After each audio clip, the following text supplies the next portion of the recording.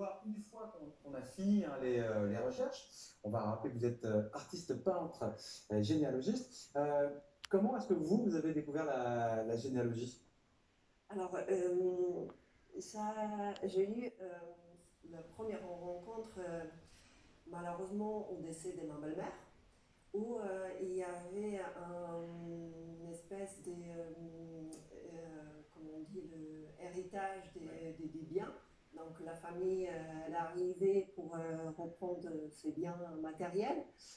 Par contre, il y avait des cartons qui étaient mis de côté avec des documents, des papiers, des lettres, qui n'intéressaient personne. Donc, j'ai j'ai volontairement repris ces cartons. Je fouillais un petit peu parce que je suis curieuse. Donc là, j'ai retrouvé justement certains actes et des démarches, les premières démarches pour réaliser l'arbre généalogique. D'accord, donc en ouvrant ce carton, vous tombez donc sur des papiers de votre belle-mère et vous dites, mais je peux peut-être retracer mon histoire. Exactement. Et là, justement, le fait que personne ne s'intéressait à ça, parce que c'est un peu le papier, le document, le lettre, le courrier, les photos ne sont pas très intéressants pour ceux qui aiment bien le côté matériel.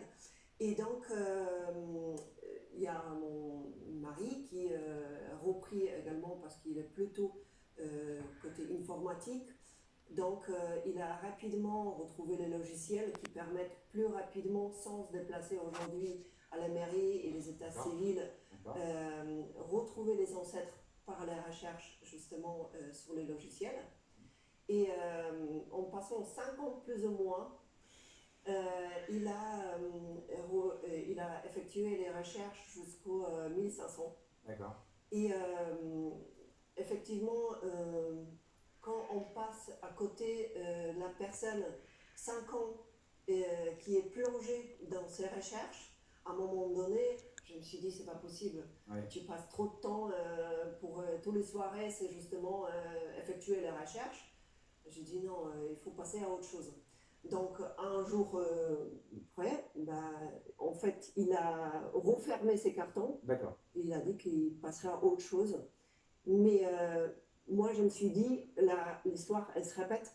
Donc, c'est dommage que ça retrouve encore les cartons, parce que les recherches longuement. Alors, vous avez découvert donc, tous ces papiers, ça vous a donné envie de savoir d'où vous veniez. Alors pourquoi ne pas devenir généalogiste? Parce que maintenant, on va aller voir d'ailleurs votre tableau, on peut aller le voir tout de suite d'ailleurs, votre tableau. Vous êtes artiste, peintre, généalogiste. Comment on passe de la généalogie à la peinture? Alors, tout simplement parce que justement, j'ai trouvé dommage que les recherches qu'on effectue pendant des années, Ouais. ils se retrouvent dans les cartons ou tout simplement dans l'ordinateur, où il suffit qu'on ne fait pas attention pour enregistrer et on perd toutes ces données. Donc j'ai trouvé cette idée en premier Et vous avez commencé à le faire? En fait, j'ai cherché, premièrement, j'ai cherché des artistes qui réalisent des choses mortalisées, ces informations sur un support qui est adéquat pour le temps. Ouais, d'accord. Alors justement, sur ce tableau, qu'est-ce qu'on voit? C'est votre famille? Ça, c'est votre fille, c'est ça? Oui, c'est ma fille. D'accord. C'est les parents. D'accord. Après, les grands-parents, arrière-grands-parents.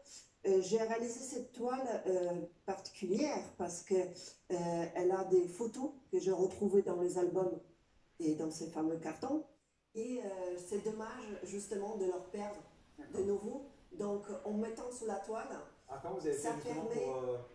pour mettre ces photos? Alors aujourd'hui, grâce aux technologies, aux techniques Vous avez modernes, numérisé les photos? exactement, j'ai réalisé une esquisse en début en crayon. D'accord. Ensuite, on numérise l'esquisse et on place les photos, on scanne et on place les photos là, au l'endroit où on souhaite qu'ils soient. C'est très joli. Alors c'est rigolo parce qu'on voit plusieurs animaux. Vous avez des tortues là, vous avez des éléphants, vous avez quoi d'autre? Vous avez un loup? C'est un loup ça? Oui, tout à fait. Là, c'est quoi? C'est un chat? C'est un panthère. D'accord. Et vous êtes remonté jusqu'à...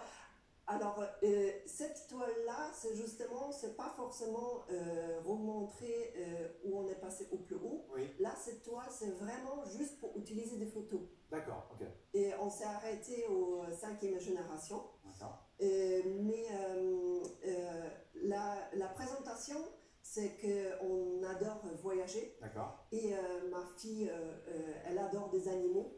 Il y a une constellation d'Orion qui Ouais. est sauvegardée sur cette toile.